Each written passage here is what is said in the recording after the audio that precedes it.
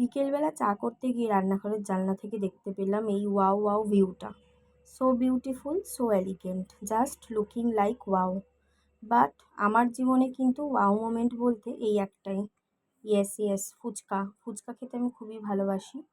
যাই হোক, পারলে প্রতিদিনই খাই, কিন্তু এখন একটু কমিয়েছি। তারপরে গেছিলাম পড়াতে, পড়িয়ে বাড়ি ফিরলাম, মা বলল রান্না করতে হবে। ফ্রিজে পড়েছিল পনির, সেটা সদ্গতি করে ফেললাম। পনিরের ফিলিং দিয়ে বানিয়েছিলাম পরোটা আজকে। তবে হ্যাঁ, আমি কিন্তু আজকে কোনো তরকারি বানাইনি। আমি আমার খাটনিটাকে একটু কমাতে একটা চাটনি বানিয়েছিলাম।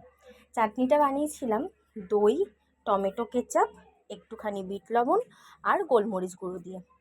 এটা কিন্তু তোমরা ট্রাই করতে পারো। পরোটা ভাজতে কিন্তু অনেকটাই সময় লাগে আর অনেকটা খাটনি হয়, আমার মতে তো তাই।